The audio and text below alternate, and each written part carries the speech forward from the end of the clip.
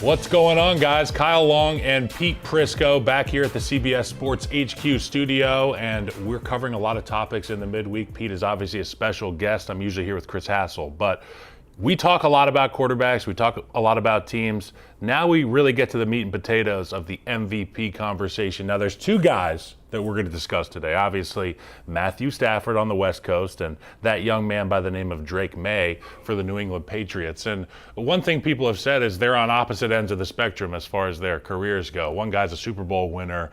He's been in the league forever. He's prolific numbers. And one guy's Drake Maye, who was on a team last year that wasn't good enough to even they thought about not putting him on the field. So that's how, lacking in confidence they were in New England. But this year we've seen with Vrabel, with the weapons they added in the offseason, Drake Maye has had an unbelievable season.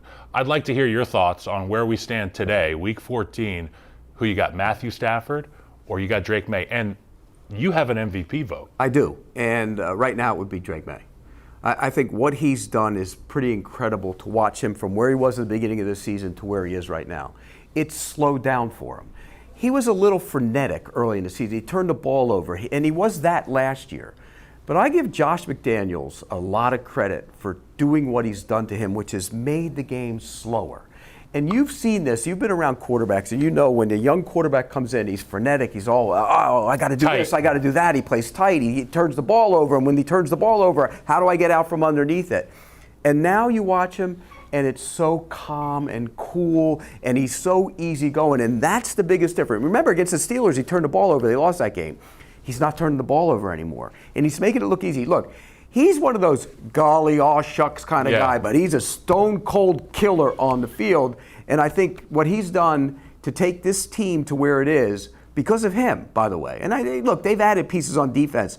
They've been giving up rushing yards on defense the last couple of weeks. They've had injuries over there. He's the reason they are where they are. And so for that reason, he's the MVP. Now, going into last week, Matt Stafford was probably the MVP. Yeah. But you go to Carolina, throw a pick six, turn it over 3 times, won a key fumble late in that game, then all of a sudden it shifts a little bit, and I think that's why Drake Maye's ahead of him. Yeah, it felt like to me, like you said, going into this past week, before the Rams dropped one to the Carolina Panthers, Matthew Stafford, it's the Paramount Plus film. It's the guy who started off on a terrible team, went and won a Super Bowl. Obviously, he's trying to put a cap on his Hall of Fame career, and you go and do that against Carolina, and you're no longer the shoe-in for the MVP.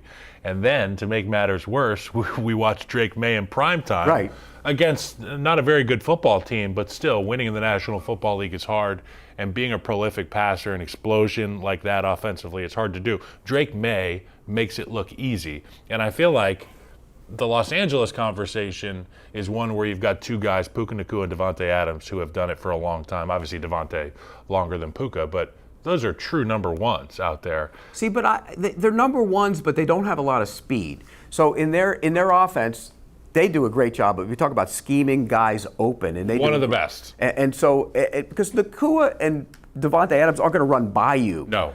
But they know how to run routes, and McVay knows how to run those routes off of that run game and get those guys open. And look, they've used a lot of 3 tight ends and 2 tight ends and used those guys in one-on-one situations, and he schemed them up and done a great job with it.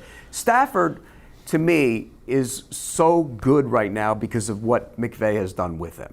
Look, he was great. He was the way he's used his skill set. He always had the skills. He was a wild stallion in Detroit. I love watching him. He'd throw bullets and rockets and everything else. But now he's more, he didn't throw an interception for a while until last week. And that tells you how he's changed as a quarterback. And the offensive scheme has helped him. Now, going back to Drake Maye. One thing about Drake Maye, he spreads the ball out. 1 week it might be Hunter Henry. One week it might be Diggs. Booty's got it going. And so he doesn't hone in on any one guy.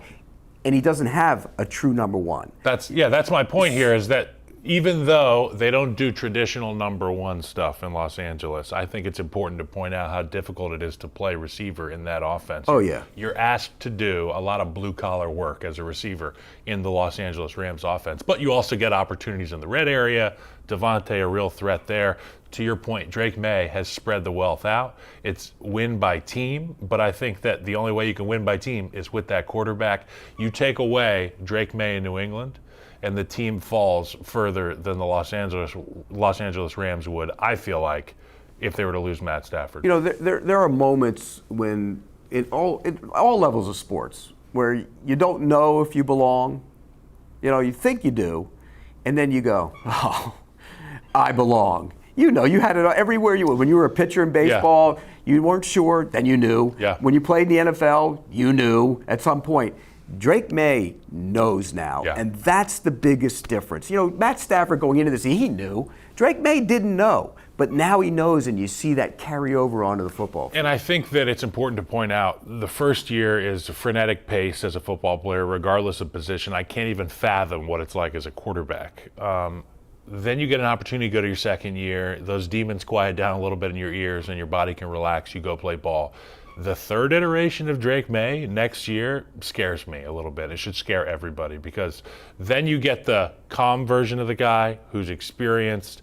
Him and McDaniels get to continue to do it. It's the future is very bright in New England, and I feel like even with this postseason coming up, we could be watching the thing go through Drake Maye and the Patriots in New England. It will go through New England. Yeah. Because of their schedule and what their record is right now. He will be playing meaningful playoff games. That lighthouse will be lit up. Yes, it will be. It'll be like the old times. It'll be like when Tom Brady was there. I mean, think about that. How we always talk about the Packers getting lucky with their quarterbacks, how this one followed that one. Well, now they had a little gap there, but you might have another Tom Brady. I mean, think about that. Sustainable success in the NFL comes with the quarterback position, and they now have that. So the Patriots are going to be relevant for a long, long time. So what would have to happen? We just said that Drake Maye is now in the driver's seat for MVP because of the debacle last week that was the Rams versus the Panthers. What would have to happen for Drake Maye to fumble the bag on this MVP award? Well, if he starts turning the ball over again, and they play Buffalo coming out of the bye, say they play the Bills, he doesn't play well, they lose that game, and he turns the ball over a couple times, and Stafford continues to play without turning the ball over and throwing touchdown passes, then I think it shifts back again. That's where it is. It's a two-man race. Because we know this league, it's like one week it's this, 1 week it's that. I don't care how great a quarterback you are, you're going to have moments like Stafford had last week. And so if it happens down the stretch, then they're going to be neck and neck. But it is definitely one of those two will be the MVP this year. Okay, so give me a dark horse that we haven't named that you think could sneak into this thing if it plays out the right way for this player. What was that again? I'm sorry. MVP, dark horse, not Matt Stafford. I don't think there is one. I don't think there is one. There's no shot that somebody comes out of the weeds. Unless, Jonathan Taylor rushes for, 1,000 yards down the stretch and they win every game or something, then I think that's a possibility. But I don't see anybody else. And when you look at it, there's some great candidates in terms of offensive player of the year and that kind of thing, but I don't see anything at all in terms of the MVP. I think it's a two-man race. Okay, you heard it here first. For the MVP voter, Pete Prisco, I'm Kyle Long. Thanks for joining us again on CBS Sports HQ. We'll see you next week.